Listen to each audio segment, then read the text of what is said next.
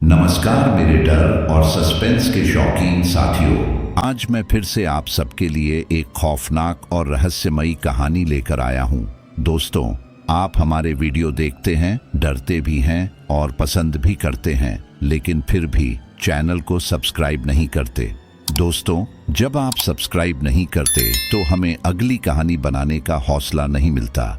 अगर आप चाहते हैं कि हम आपके लिए रोजाना ऐसी ही डरावनी कहानियां लेकर आए, तो प्लीज हमारे चैनल गुलशन हॉरर स्टोरी को अभी सब्सक्राइब करें। आपका एक सब्सक्राइब ही हमें हिम्मत देता है कि हम आपके लिए और भी भूतियां, रहस्यमयी और सिहरन पैदा कर देने वाली कहानियां लेकर आते रहें। तो चलिए दोस्तों, देर न करते हुए शुरू करते हैं आज की ये डरावनी दास्तान। भूतिया राजमहल की रहस्यमयी कहानी। रात का समय था। आसमान में काली घटाएं छाई हुई थीं और चांद बादलों के बीच छिपकर मानो किसी रहस्य को ढकने की कोशिश कर रहा था। गांव के लोग अक्सर उस पुराने राजमहल का नाम तक लेने से डरते थे। कहते हैं वह महल आज से सैकड़ों साल पुराना है और वहां रहने वाले राजा रानी की आत्माएं आज भी चैन से सो नहीं पाईं। दिन में भी वह महल वीरान और खंडहर जैसा लगता था, लेकिन रात होते ही वहां से अजीब अजीब आवाजें सुनाई देती थीं। कभी हारमोनियम की धीमी धुन, कभी पायल की छनक और कभी किसी की डरावनी चीख। कहानी की शुरुआत होती है 4 दोस्तों से, अजय, विक्रम, सुरेश और रोहन। वे सब बचपन से ही रहस्यों और डरावनी जगहों की बातें सुनकर बड़े हुए थे। गांव के बुजुर्ग उन्हें हमेशा समझाते थे कि उस महल के पास मत जाना, वहां मौत और विनाश के सिवा कुछ नहीं मिलेगा। लेकिन दोस्तों के दिल में साहस और जिज्ञासा दोनों ही कूट कूट कर भरे थे। उन्हें लगता था कि ये सब सिर्फ अंधविश्वास है और अगर वे महल में जाकर सच्चाई सामने लाएंगे तो सबको गलत साबित कर देंगे। एक दिन उन्होंने ठान लिया कि वे महल में आधी रात को जाएंगे। योजना बनाई गई। अजय टॉर्च लाएगा, सुरेश कैमरा लेकर जाएगा ताकि वे सबूत जमा कर सकें, विक्रम चाकू लेकर सुरक्षा का इंतजाम करेगा और रोहन, जो सबसे ज्यादा डरपोक था, सिर्फ उनकी मदद करने के बहाने साथ जाने के लिए राजी हुआ। उस रात गांव का माहौल बेहद सन्नाटेदार था। लोग अपने अपने घरों में जल्दी सो गए क्योंकि अमावस्या की रात थी और ऐसी रात को गांव वाले महल की ओर मुंह तक नहीं करते थे। आधी रात को जब सब तैयार होकर महल की ओर बढ़े तो उनके दिलों की धड़कन तेज होने लगी। रास्ता सुनसान और अंधेरा था। हवा सरसराते पेड़ों से टकरा रही थी और हर कदम के साथ ऐसा लग रहा था जैसे कोई उनका पीछा कर रहा हो। आखिरकार वे उस भूतिया राजमहल के विशाल दरवाजे पर पहुंच गए। दरवाजे की हालत जर्जर थी, लकड़ी सड़ चुकी थी और लोहे की कीलें जंग खाकर बाहर निकल आई थीं। जैसे ही अजय ने दरवाजा खोला, वह भयानक कर्कश आवाज करता हुआ धीरे धीरे खुला और उनके सामने था एक अंधेरा, गहराई से भरा महल, मानो अपनी गोद में उन्हें निगलने को तैयार हो। हड्डी में सिहरन दौड़ गई, लेकिन उन्होंने हिम्मत नहीं हारी और अंदर कदम रखा। उन्हें नहीं पता था कि यह पहला कदम उनके जीवन की सबसे खौफनाक रात की शुरुआत होने वाली है। जैसे ही चारों दोस्तों ने उस पुराने राजमहल के अंदर कदम रखा, एक अजीब सा ठंडा झोंका उनके शरीर से टकराया। ऐसा लग रहा था मानो महल ने उन्हें अपनी गिरफ्त में ले लिया हो। अंदर घुप अंधेरा था। सिर्फ अजय की टॉर्च की पीली रोशनी ही चारों ओर बिखरी हुई थी।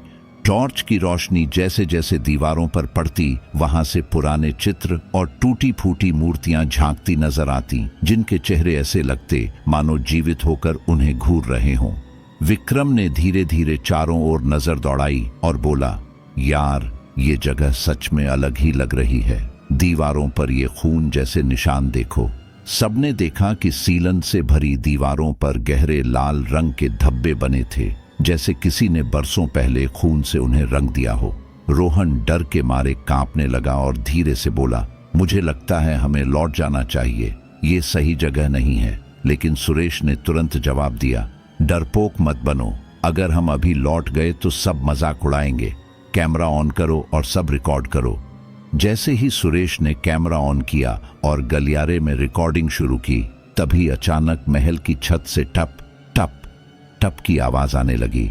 ऐसा लग रहा था मानो कोई भारी कदमों से ऊपर चल रहा हो। सबने एक दूसरे की ओर देखा। हवा का झोंका और ठंडा हो गया। अजय ने धीरे धीरे टॉर्च ऊपर की ओर घुमाई, लेकिन वहां कुछ नहीं था, सिर्फ टूटी हुई छत और लटकते हुए मकड़ी के जाले। वे सब चुपचाप आगे बढ़ने लगे। गलियारा लंबा और घुमावदार था। हर मोड़ पर ऐसा लगता कि जैसे कोई छाया उनके पीछे पीछे चल रही हो।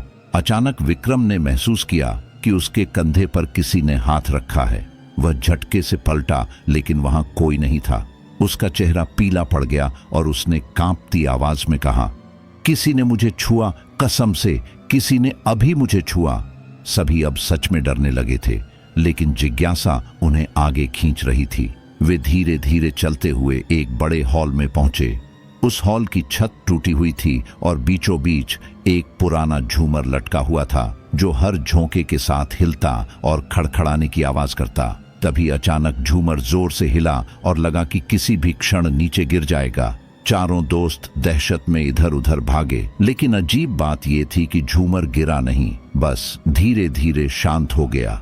सुरेश ने घबराकर कहा, यह सब सामान्य नहीं है, कुछ तो है यहाँ। कैमरे में सब कैद हो रहा है, पर मुझे डर लग रहा है। तभी अचानक कैमरे की स्क्रीन अपने आप ब्लैक हो गई और उसमें एक फीकी सी परछाई दिखाई देने लगी, एक औरत की, जिसकी आंखें लाल थीं और चेहरा अधजला हुआ लग रहा था।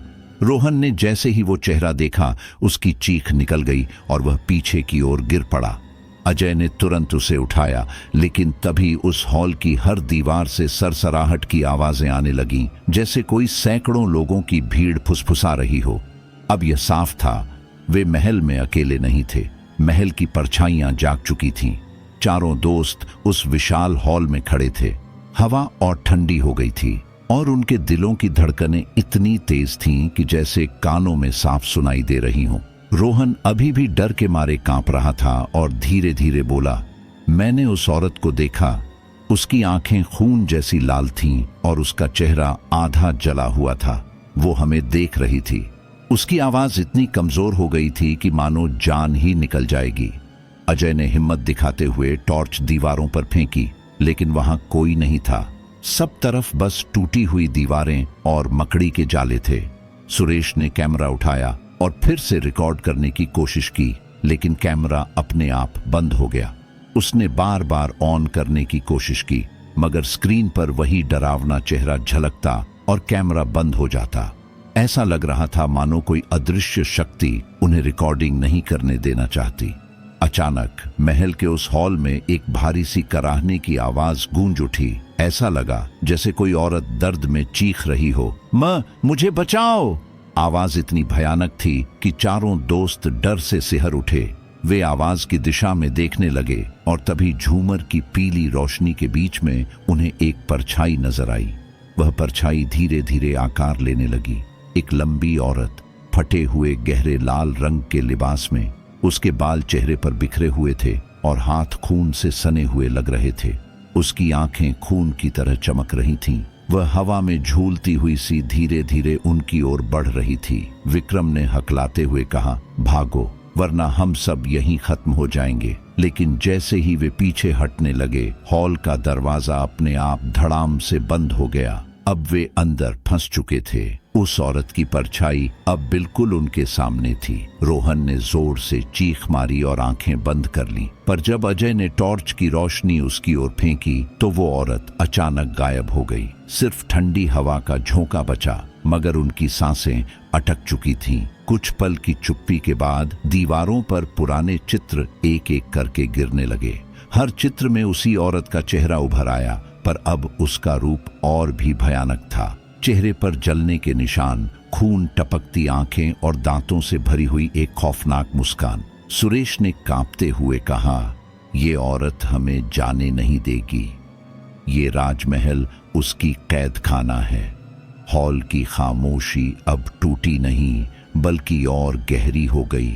चारों दोस्तों को लग रहा था कि अब यह खेल खत्म नहीं होने वाला। हॉल में छाई खामोशी इतनी भारी थी कि चारों दोस्तों को अपने ही दिल की धड़कनें सुनाई दे रही थीं। बाहर हवाएं तेज हो चुकी थीं और टूटी खिड़कियों से आती ठंडी हवा पर्दे और झूमर को हिलाने लगी। चारों एक दूसरे की आंखों में देख रहे थे, जैसे अब कोई रास्ता न बचा हो। तभी सुरेश धीरे से बोला, दोस्तों, ये औरत यूं ही यहां नहीं भटक रही। जरूर इस महल के पीछे कोई काला राज छुपा है। अजय ने हिम्मत जुटाकर दीवार पर पड़े पुराने चित्रों को गौर से देखना शुरू किया। उनमें से एक चित्र बाकी सबसे अलग था।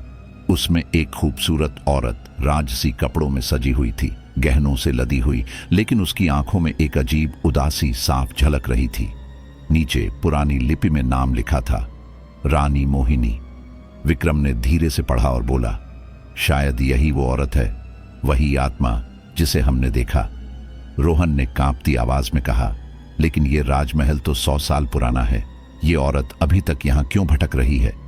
तभी अचानक से पीछे के दरवाजे की चरमराहट हुई और दरवाजा अपने आप खुल गया। सब डरते डरते उधर बढ़े। दरवाजे के पीछे एक लंबा अंधेरा गलियारा था। गलियारे की दीवारों पर लाल रंग के धब्बे थे, मानो पुराना खून हो। दीवारों से हल्की फुसफुसाहट सुनाई दे रही थी, जैसे कोई धीरे धीरे उनका नाम पुकार रहा हो। चारों धीरे धीरे गलियारे से गुजरे और सामने एक पुरानी लाइब्रेरी में पहुंच गए। लकड़ी की अलमारियों में धूल भरी किताबें रखी थीं। सुरेश ने एक किताब उठाई और जैसे ही उसने किताब खोली, उसमें से एक पुराना पत्र गिरा। पत्र पर खून के धब्बे लगे थे और लिखा था, राजमहल की सुंदर रानी मोहिनी को उसके ही पति ने मौत के घाट उतार दिया था। राजा को शक था कि रानी का किसी और से संबंध है। क्रोध में अंधा होकर उसने इस हॉल में रानी को जिंदा जला दिया। तब से उसकी आत्मा यहां भटक रही है और हर उस इंसान से बदला लेती है जो इस महल में कदम रखता है। ये पढ़कर चारों दोस्तों की रूह कांप उठी। विक्रम के हाथ से पत्र गिर गया और उसने कांपते हुए कहा, तो यही वजह है, यही औरत हमसे बदला लेने आई है। अचानक उसी वक्त लाइब्रेरी की अलमारियां जोर से हिलने लगीं। किताबें अपने आप गिरकर जमीन पर बिखर गईं और उस अंधेरे में फिर वही औरत उभर आई। इस बार उसका चेहरा और भी विकृत था, जैसे आग की लपटों में झुलसता जा रहा हो। उसकी चीख इतनी तेज थी कि कांच की खिड़कियां टूट गईं। रोहन ने डर से चिल्लाया, भागो, वरना हम सब यहीं जल जाएंगे। लेकिन दरवाजा अपने आप बंद हो चुका था। अब वे रानी मोहिनी के श्रापित महल के अंदर पूरी तरह फंस चुके थे। लाइब्रेरी के दरवाजे अपने आप बंद हो चुके थे और चारों दोस्त अंदर कैद थे। हवा का दबाव इतना बढ़ गया कि हर सांस भारी लगने लगी। रानी मोहिनी की आत्मा उनके सामने खड़ी थी। उसकी आंखें अंगारों जैसी जल रही थीं और उसके चेहरे पर झुलसी हुई त्वचा से धुआं निकल रहा था। उसकी आवाज गूंजी जैसे हजारों आत्माएं एक साथ बोल रही हों, तुम सब यहां क्यों आए हो? ये महल मेरा है और जो इसमें आता है उसकी मौत निश्चित है। सुरेश कांपते हुए बोला, हम सिर्फ यहां घूमने आए थे, हमें कुछ नहीं पता था। लेकिन आत्मा जोर से हंसने लगी। हंसी इतनी भयावह थी कि अलमारियों से धूल उड़ने लगी और लकड़ी की शेल्फें चरमराने लगीं। उसने अपनी लंबी काली जली हुई उंगलियां रोहन की ओर बढ़ाईं। रोहन जमीन पर गिर गया, उसका गला जैसे कोई अदृश्य शक्ति दबा रही थी। बाकी 3 दोस्त उसे बचाने की कोशिश करने लगे, लेकिन उनके हाथ जैसे हवा को ही पकड़ रहे थे। अचानक सुरेश को याद आया कि पत्र में लिखा था, रानी मोहिनी सिर्फ तब शांति पाएगी जब कोई उसकी सच्चाई को स्वीकार कर उसे न्याय दिलाए। सुरेश ने कांपते हुए आवाज ऊंची की, रानी मोहिनी, हम जानते हैं कि तुम्हारे साथ धोखा हुआ था। तुम्हें निर्दोष होते हुए भी जलाकर मार दिया गया, लेकिन हम कसम खाते हैं कि तुम्हारी सच्चाई दुनिया को बताएंगे, तुम्हें इंसाफ दिलाएंगे। ये सुनते ही आत्मा का चेहरा बदलने लगा। उसकी आंखों में क्रोध की जगह आंसू भर आए। कुछ पल के लिए चारों को लगा कि शायद अब सब खत्म हो जाएगा, लेकिन तभी एक गहरी गर्जना के साथ दीवार फट गई और उसमें से आग की लपटें निकलने लगीं। आत्मा ने चीखते हुए कहा, तुम इंसाफ का वादा करते हो, लेकिन याद रखो, अगर झूठ बोला तो तुम्हें भी वही अंजाम मिलेगा जो मुझे मिला था। इसके बाद आत्मा धुएं में बदलकर गायब हो गई और दरवाजा अपने आप खुल गया। चारों दोस्त जमीन पर गिर पड़े, पसीने से लथपथ। लेकिन बाहर निकलते ही उन्होंने देखा, राजमहल की बाहरी दीवार पर एक ताजा जलने का निशान उभरा हुआ था, मानो रानी मोहिनी ने अपनी मौजूदगी की याद वहां छोड़ दी हो। अब सवाल ये था क्या सचमुच वे इस श्राप को खत्म कर पाएंगे या रानी मोहिनी का साया उनका पीछा करता रहेगा। चारों दोस्त बड़ी मुश्किल से राजमहल से बाहर निकल आए थे। उस रात वे पास के ही धर्मशाला में ठहर गए, लेकिन महल से निकलने के बाद भी उनकी रूह कांप रही थी। उन्होंने सोचा कि अब सब खत्म हो गया, लेकिन असली डर तो अभी शुरू हुआ था। जैसे ही रात गहरी होने लगी, अजीब सा सन्नाटा पूरे कमरे में छा गया। घड़ी की सुइयां जैसे धीमी हो गई हों, हवा रुक गई थी। चारों दोस्त अपने अपने बिस्तर पर सोने की कोशिश कर रहे थे, लेकिन नींद उन पर मजबूरी बनकर टूट पड़ी, मानो किसी ने उन्हें जबरदस्ती सपनों में धकेल दिया हो। सुरेश ने खुद को फिर उसी राजमहल के आंगन में खड़ा पाया। आसमान काला था और चारों ओर चीखों की गूंज सुनाई दे रही थी। अचानक उसने देखा कि रानी मोहिनी जलती हुई लपटों में घिरी हुई उसकी तरफ बढ़ रही है। उसकी आंखें खून से भरी थीं और उसके हाथ में टूटा हुआ ताज था। उसने सुरेश के कान में फुसफुसाया, तुमने इंसाफ का वादा किया था, याद है? उधर रोहन ने सपना देखा कि वह एक लंबी अंधेरी सुरंग में दौड़ रहा है। पीछे से किसी औरत के चिल्लाने की आवाज आ रही थी। अचानक सुरंग के अंत में उसे खुद का ही शव पड़ा दिखाई दिया, जो जलकर राख हो चुका था। उस राख से वही जलती हुई औरत बाहर निकल आई। अनीता और करिश्मा ने भी डरावने सपने देखे। अनीता ने देखा कि वह एक दर्पण के सामने खड़ी है, लेकिन दर्पण में उसकी जगह एक जली हुई लाश खड़ी है, जिसकी मुस्कान बेहद डरावनी थी। करिश्मा ने देखा कि वह अपने घर लौटी है, लेकिन उसका घर महल में बदल गया है और उसके सारे रिश्तेदारों के चेहरे काले, बिना आंखों के हो गए हैं। सभी के सपनों में एक चीज कॉमन थी, रानी मोहिनी की चीखें और उसका खून से लथपथ चेहरा। जब वे सब सुबह उठे तो उनके शरीर पर नींद में भी चोटों और जलने के निशान थे। चारों ने एक दूसरे को अपने सपनों के बारे में बताया और समझ गए कि यह कोई सामान्य सपना नहीं था। रानी मोहिनी अब उनके सपनों में घुसकर उन्हें डराने लगी थी। सुरेश बोला, ये आत्मा हमसे सिर्फ वादा नहीं चाहती, ये हमें अपने श्राप में बांधना चाहती है। अगर हमने जल्दी कुछ नहीं किया तो शायद हम कभी भी इस श्राप से बाहर नहीं निकल पाएंगे। अब चारों को समझ आ गया था कि असली जंग तो अभी शुरू हुई है, एक ऐसी जंग जो नींद और हकीकत के बीच लड़ी जाएगी। चारों दोस्त सुरेश, रोहन, अनीता और करिश्मा अब समझ चुके थे कि सिर्फ भागकर वे इस श्राप से नहीं बच सकते। रानी मोहिनी की आत्मा उन्हें तब तक सताती रहेगी जब तक वे उसके मौत के पीछे छिपे सच को उजागर न कर दें। इसीलिए उन्होंने तय किया कि अब दोबारा उसी राजमहल में जाना पड़ेगा। शाम होते ही वे टॉर्च और अगरबत्ती लेकर महल पहुंचे। अंदर कदम रखते ही अजीब सी ठंडी लहर उनके शरीर से टकराई। हवा में फिर वही जले हुए मांस की गंध घुली हुई थी, लेकिन इस बार वे डर कर भागे नहीं, बल्कि सीधे उस दरवाजे की तरफ बढ़े जो तहखाने की ओर जाता था। वो दरवाजा लकड़ी का था, जिस पर जले हुए हाथों के निशान पड़े थे। दरवाजा जैसे ही खोला गया, एक सीली और घुटन भरी बदबू फैल गई। नीचे जाने वाली टूटी हुई सीढ़ियां अंधेरे में गायब हो रही थीं। टॉर्च की रोशनी भी उस अंधेरे में कमजोर पड़ रही थी। हर कदम पर ऐसा लग रहा था जैसे कोई अदृश्य ताकत उन्हें पीछे खींच रही हो। तहखाने में पहुंचकर उन्होंने देखा दीवारों पर अजीब सी लाल लकीरें खींची हुई थीं, मानो किसी ने खून से लिखा हो। बीचों बीच एक बड़ा सा लोहे का संदूक रखा था, जिस पर ताले जड़े थे। संदूक के चारों ओर राख और जली हुई लकड़ियों के ढेर पड़े थे।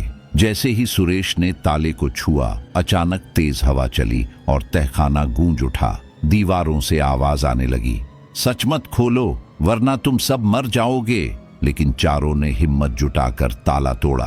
संदूक खुलते ही अंदर से पुराने दस्तावेज, एक टूटा हुआ ताज और रानी मोहिनी की खून से सनी चुन्नी मिली। दस्तावेजों में लिखा था कि रानी मोहिनी को जिंदा जलाया गया था, क्योंकि उस पर झूठा इल्जाम लगाया गया था कि वह राज्य से गद्दारी कर रही है। लेकिन असली सच्चाई ये थी कि रानी निर्दोष थी। तभी अचानक तहखाने में जोर की चीख गूंजी। रानी मोहिनी की आत्मा उनके सामने प्रकट हो गई। उसका शरीर आधा जला हुआ था और उसकी आंखों से खून टपक रहा था। उसने कांपती आवाज में कहा, अब तुम्हें मेरा दर्द पता चल गया, लेकिन इसे उजागर करने की हिम्मत रखते हो? चारों दोस्त जड़ होकर खड़े रह गए। हवा और भारी हो गई और तहखाने की दीवारें कांपने लगीं। ऐसा लग रहा था जैसे पूरा महल उनकी हिम्मत की परीक्षा ले रहा हो। अब वे समझ चुके थे कि अगला कदम सिर्फ दस्तावेज खोजना नहीं, बल्कि इस सच्चाई को दुनिया के सामने लाना है, वरना वे भी उसी श्राप का हिस्सा बन जाएंगे। तहखाने में रानी मोहिनी की आत्मा के प्रकट होने के बाद चारों दोस्तों का डर हद से ज्यादा बढ़ चुका था, लेकिन अब वे पीछे हट नहीं सकते थे।